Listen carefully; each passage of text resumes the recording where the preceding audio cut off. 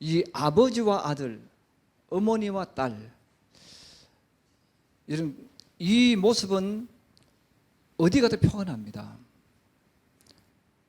그러면 우리가 세상을 살아갈 때 아무리 나는 아니야 해도 아들은 아버지를 닮아 있어요. 그리고 딸도 엄마를 닮아갑니다. 물론 아들이 엄마를 닮을 수 있겠죠. 근데 우리가 보편적으로 아들이 하는 그 모든 것들은 아버지로부터 교육받는 거예요. 그러니까 어릴 때 보고 듣고 자라고, 또 유전자도 많이 받지 않습니까? 자, 이와 같이 우리가 이것은 속일 수가 없는 거예요. 그렇다면 우리가 하나님의 자녀라면, 하나님이 계시고 우리가 하나님의 자녀라면 우리 역시 똑같은 거예요. 그래서 아들은 아버지를 비추는 거울이에요. 딸은 엄마를 비추는 거울이에요. 자, 우리가 그 하나님 믿을 때 그러면 예수 믿는 나의 모습은 곧 누구를 드러내는 겁니까? 하나님을 드러내는 거예요. 하나님은 나를 통해서 드러내시고, 하나님은 그래서 나를 통해서, 예수 믿는 그 사람을 통해서 하나님의 모습을 보여주시는 것이고, 또 하나님의 자녀는 결국은 아버지 하나님의 모습을 드러내는 겁니다. 그래서 우리가 예수를 믿을 때 내가 아무리 말을 많이 해도 성경에 사랑이 없으면이라고 이야기했어요. 사랑이 없다는 말은 무슨 말입니까? 보여주기식이라는 거죠. 사랑이 없다는 말은 진심이 아니라는 거예요. 여러분, 그 정치가들이 왜 자꾸 욕을 먹습니까? 수많은 말을 뱉어내지만 그 말에 사랑이 없다는 거예요. 그래서 사람을 속이면 돼. 어떻게 하든 내 그 자리에 올라가면 되는 거예요. 자, 그러므로 우리가 정치가들을 이야기할 때 보통 정치가라는 단어에서 정치꾼이라는 단어 쓰잖아요. 말은 많이 하지만 엄청난 재능을 가지고 있지만 그들은 어두움이 가득한 거예요. 그래서 욕을 먹고 존경을 잃어버립니다. 우리가 바로 하나님의 자녀라면 바로 우리는 하나님을 모습을 보여주는 거예요. 그럼 우리 하나님의 모습을 보여줄 때 우리 자녀들에게 있어서 가장, 하나님의 자녀들에게 가장 중요한 것이 바로 성령의 열매예요.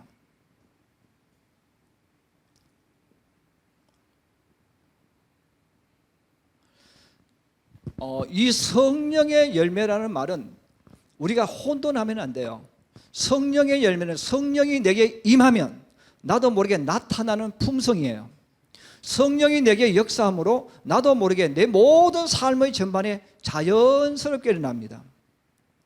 그런데 우리가 예수를 믿으면서 우리가 성경을 오해하는 것이 많습니다. 그게 뭐냐면 내가 자꾸 하나님의 자녀의 모습을 만들려고 하는 거예요. 만들어지는 게 아니라 성령이 임하면 저절로 일어나는 거죠. 그래서 성령이 일어나면 자연스럽게 일어나는데 사람과 사람 사이에서 가장 자연스럽게 나타나는 그 특징이 있는데 그 중에는 온유한 거예요.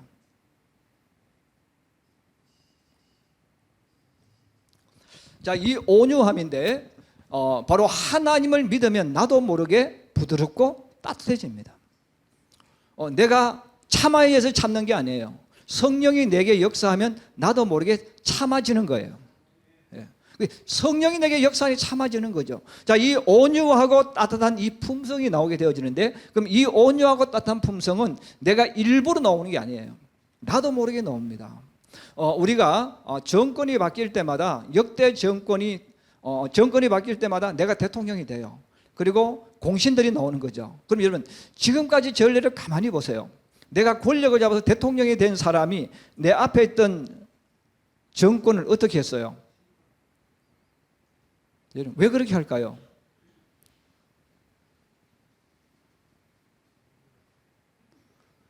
왜 그렇게 할까요? 이유가 있는 거예요. 내가 이 자리에 계속 있으려면 앞에 있던 권력들이 자꾸 방해를 해요. 왜? 다음에 또 자기들이 올라오려고. 그러면 지금 앞에 했던 요것들이 세력을 형성하고 권력을 잡고 있으니까 요것들을 어떻게 해야 됩니까? 죽여야지. 숙청을 해야 돼. 죽이고 숙청해야 돼. 놔두면 요것들이 협력하는 게 아니고 계속 문제를 일으킵니다. 그래서 그들의 마음속에는 절대로 용서할 수 없는 거예요. 그 사람이 착하게 살다 바르게 살다 그건 아무 중요한 게 아닙니다. 방해가 된단 말이에요. 제거시켜버립니다. 또 다음 정권이 오면 또 어떻게 합니까? 또 그 정권에 있었던 사람을 또 완전히 없애버리는 거죠. 그럼 이게 우리나라만 그런 게 아니고 지금까지 인류가 살아오면서 계속 진행되는 겁니다. 그래서 여러분들이 아마 책에서 많이 들어보셨을 텐데 이성계가 왕이 된 이후에 왕시성을 가지고 있는 고려와 연결되어 있는 사람들을 살려준다는 핑계를 대고 배를 태워 보내다가 다 배 밑에 구멍을 뚫어서 타고 그냥 죽였다. 그런 얘기 많이 들어보셨죠? 우리가 봤을 때 인간적으로 개인적인 사람들이 봤을 때는 야 잔인한 놈 이렇게 말할 수 있지만 그 권력의 정점에 올라가게 되어지면 혹시 또 그들이 위험이 되는 거죠. 그래서 제거시켜버리는 거예요. 이게 사람들이 가지고 있는 속성입니다. 자, 그러면 예수 믿는 사람도 그렇게 할 수가 있다는 거예요. 그런데 성령으로 충만해진 사람은 그렇게 하지 않는다는 겁니다. 그래서 오늘 성경에 보면 다윗이라는 인물이 나와요. 여러분 성경상 다윗이 나오면 나오는 이름이 하나 있죠. 누굽니까? 예? 예. 다윗이 나오면 항상 같이 나오는 이름이 있어요.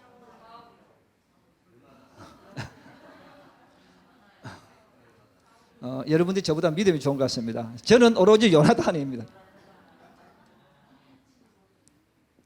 다윗과 요나단. 자, 이 요나단인데 다윗과 이 요나단은 과거입니다.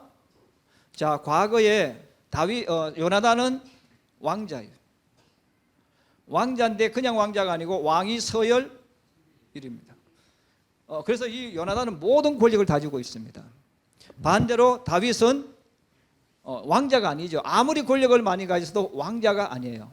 그래서 이 다윗은 목동이었다가 갑자기 벼락출세해가지고 장군이 되고 또 장군으로 있다가 왕의 사위가 됩니다.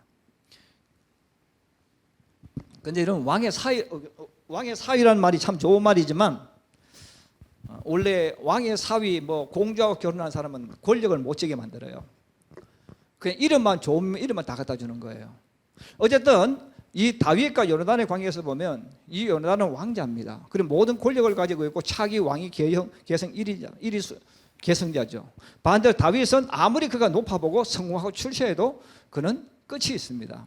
자, 이런 관계였을 때 이 요나단이 역시 성경에 보시면 다윗 사울의 집안에서 그래도 하나님을 올바로 믿은 사람이에요. 이 요나단이 다윗과의 이 관계 속에서 성경에 보면 서로 친구로서 언약을 맺습니다. 자, 친구로서 언약을 맺는데 제가 여러분 가끔 이런 얘기 많이 하죠. 우리나라 사람은 친구가 될 수 없다. 친구란 이름을 쓰지만 진짜 친구는 아니에요. 그래서 우리나라에서는 친구라는 개념을 우리가 쓰지만 진짜 친구는 없다. 제가 이렇게 표현하는 이유는 우리나라 사람들이 생각하는 친구는 서열입니다. 자, 서열이기 때문에 여러분 우리나라에서 친구가 되려면 조건이 뭐가 돼야 됩니까? 나이가 같아야 돼. 또요.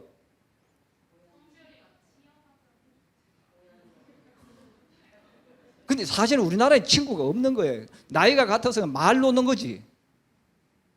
친구는 생사를 같이 하는 사람이란 말이에요. 근데 우리나라는 한 살도 많으면 선배가 되고 후배가 되고 윗사람 아랫사람 여하튼 무슨 계급을 나누게 되어 있습니다. 근데 이 서양에 보면 친구라는 것은 나이 상관없어요. 그래서 필리핀에 가면 젊은 사람들 저보고 부를 때 성구 이래요. 그래서 우리 한국 사람들은 이런 미국이나 혹시 이런 외국 사람 만났을 때 특히 나이 들수록 좀 본인이 고귀하다고 느낄수록 기분 나빠질 수 있습니다.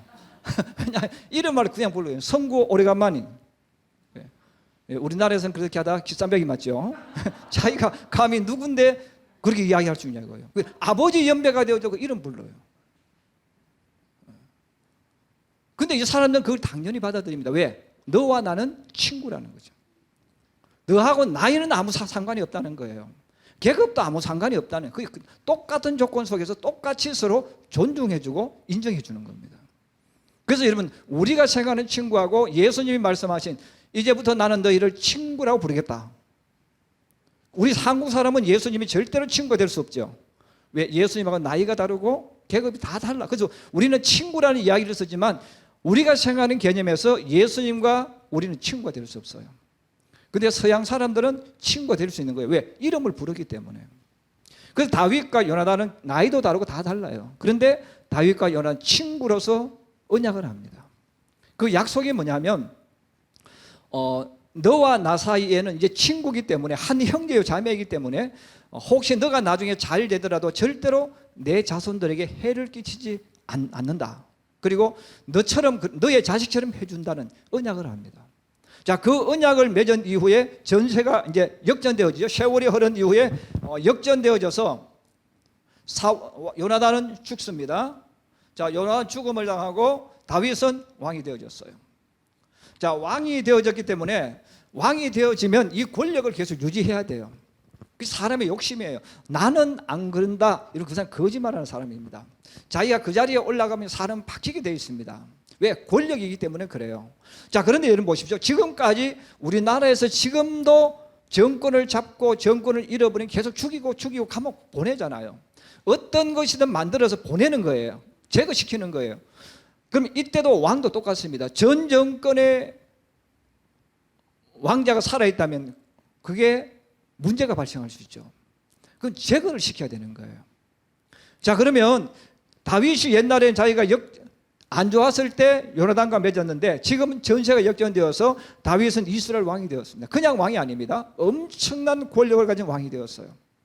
그리고 모든 사람이 자기 앞에 다 무릎을 꿇습니다. 그때 이 왕이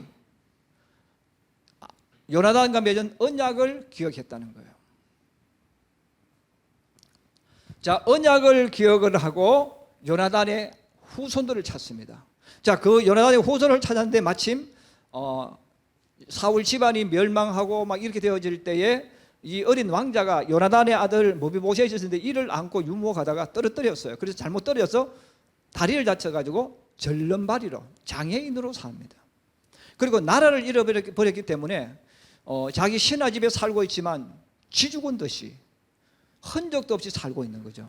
자, 그렇게 불쌍하게 살고 있는 그 아들 모비보셋이 있었는데 이 요나단에게 이제 아들 되겠죠. 요나단의 아들 되는데 이 모비보셋을 다윗이 찾아냈다는 거예요. 자, 이 다윗 찾아냈을 때 그럼 이 모비보셋이라는 사람이 생각할 때는 다윗이 자기를 찾아냈고 불러냈고 왕궁으로 불러갔을 때 여러분 어떤 생각을 했겠어요? 나는 이제 죽었다. 나는 이제 죽었다. 왜? 절대적인 권력을 가진 사람이 자기 할아버지가 어떻게 했는가를 알아요. 그리고 나는 다윗 왕가에 방해된 인물이에요. 나는 제거돼야 될 인물인 거예요. 자, 그래서 이 모비보셋이 다윗 왕에 갈 때 막 부들부들 떨면서 이제 내 인생은 여기서 끝이 났구나 하고 갑니다. 자, 그렇게 갔는데 다윗이 기억을 했다는 건 뭐? 언약을 기억했다. 자, 언약을 기억하면서 모비보셋을 환영을 해줍니다. 자, 환영을 해주면서 요나단이 잃어버렸던 그 모든 것을 회복시켜주는 거예요. 첫째는 오늘 성경에 나와 있습니다. 무엇을 위해? 지위를 회복시켜줬어요. 누구의 지위로? 아들의 지위로. 실제로는 요나단의 가문은 망했죠. 사라져야 되죠. 근데 이 모비보셋도 왕과 같이 밥 먹을 수 있도록 만들어 줬다는 겁니다. 이 자리라는 것, 이 밥상이죠. 밥상 먹는 이 밥 먹는 자리인데 우리 황수영 집사님은 밥 먹을 때 남편하고 같이 밥 먹어요. 상을 같이 해요, 다르게 해요? 같이 해야지. 왜 같이 먹는지 아세요? 여러분 밥을 한 상에서 같이 먹는다는 뜻이 무슨 뜻인지 아시죠? 무슨 뜻이에요? 동급이라는 뜻입니다. 같은 레벨이라는 뜻입니다. 그래서 우리 차순애 사모는 저 때문에 출시했습니다. 저하고 늘 밥상 같이 해요. 예. 우리 학생들 청년들 있죠. 여러분 밥 먹을 때 엄마 아빠와 같이 밥 먹어요? 따로 밥 먹어요? 같이 밥상에서 같이 밥 먹잖아. 동급이 된 거예요.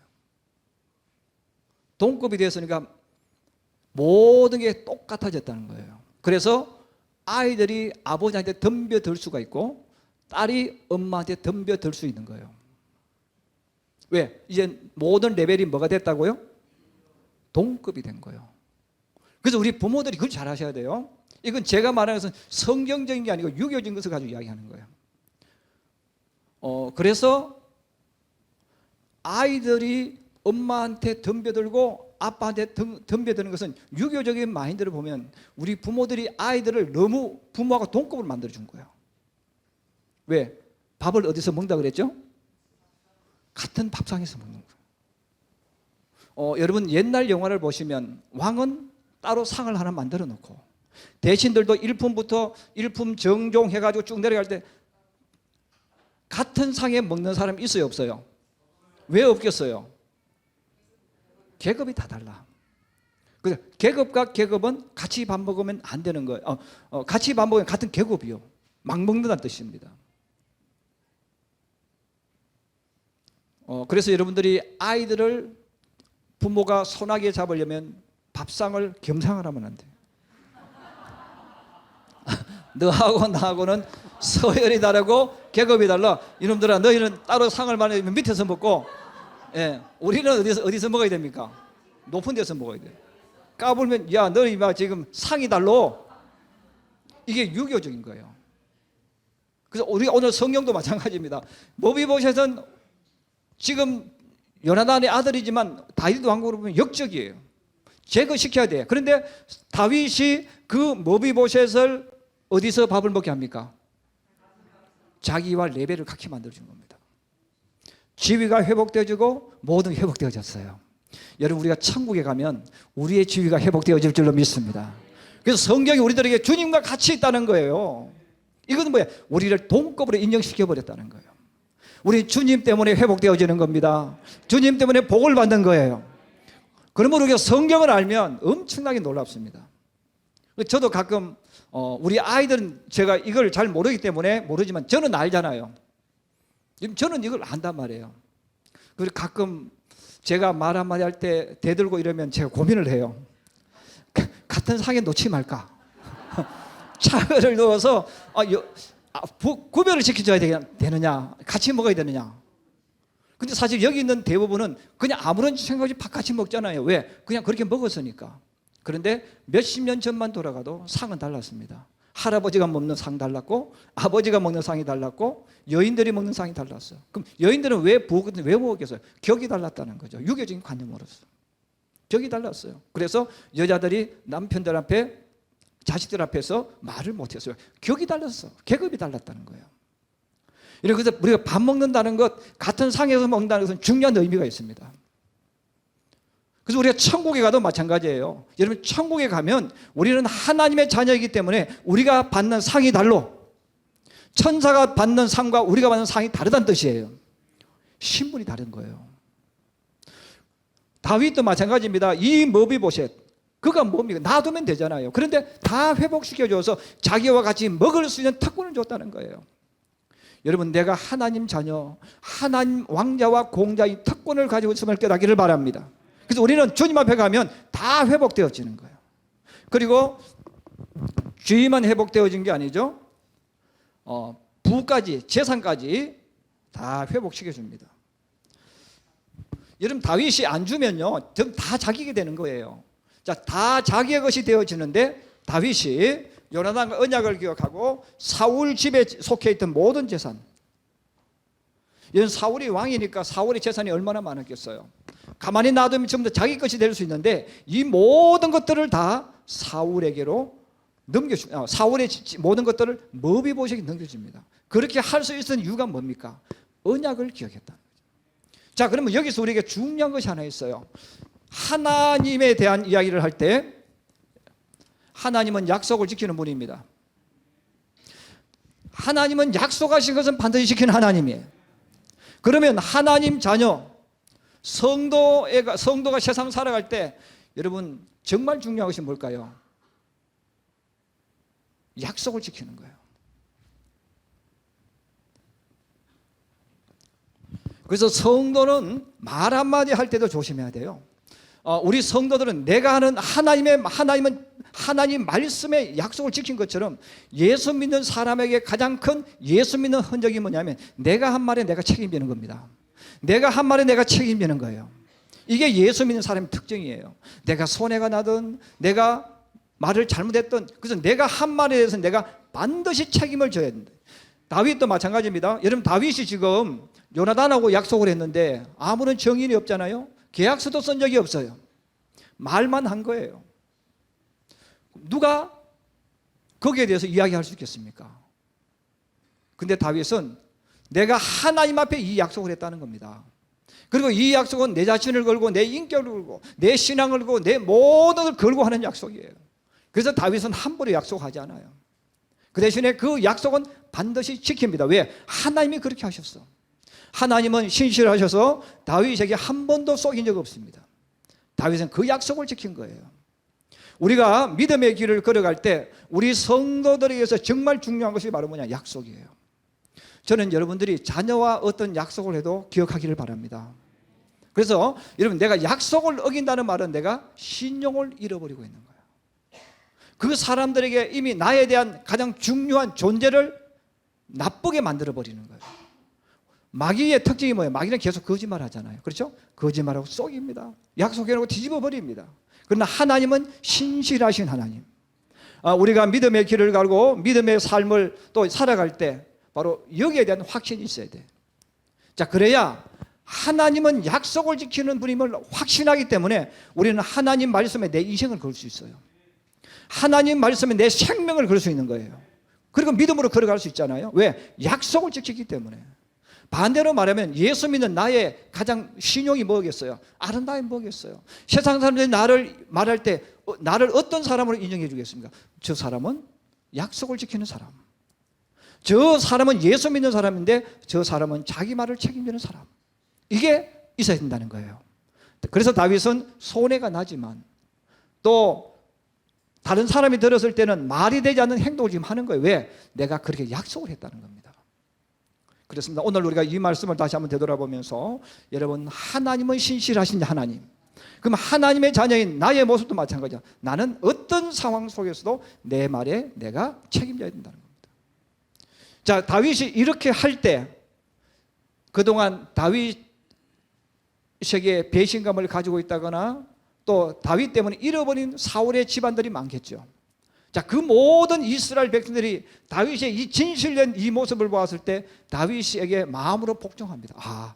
역시 다윗은 말로 하는 사람이 아니라 삶이나 행동이나 모든 것들에 있어서 하나님 말씀처럼 했구나.